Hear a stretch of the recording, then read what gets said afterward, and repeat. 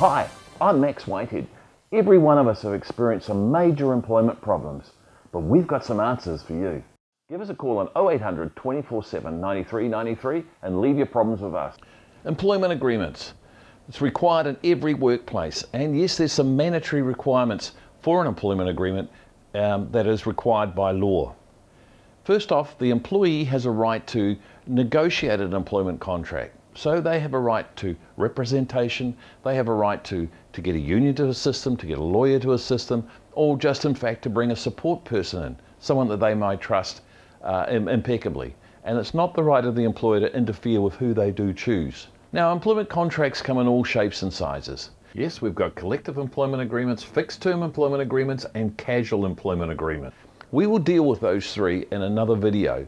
But however, there's a generalized employment contract, and that is for those people on a permanent basis. That is, they expect their employment to continue on.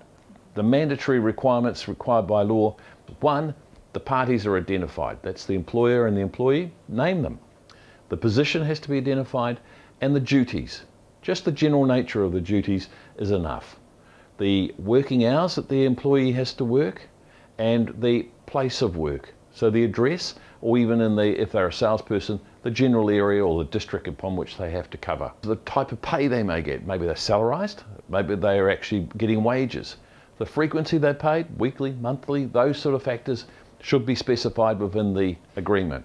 And on a public holiday, the law requires them to get paid a rate and a half for every hour that they work. Another provision is the employee protection provision.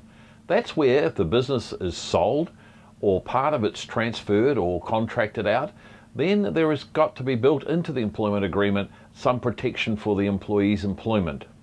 And finally, there has to be a process for resolving disputes.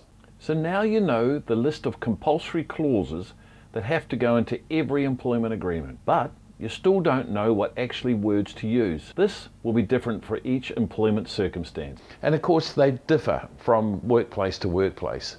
What we recommend you do is go to the Department of Labour website, go into there, and they have a contract builder there.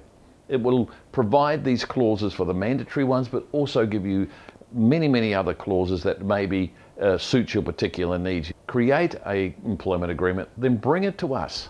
We will then use our expertise to craft that employment agreement and to tailor make it to suit the particular needs of the workplace, of the individual, and for the employer.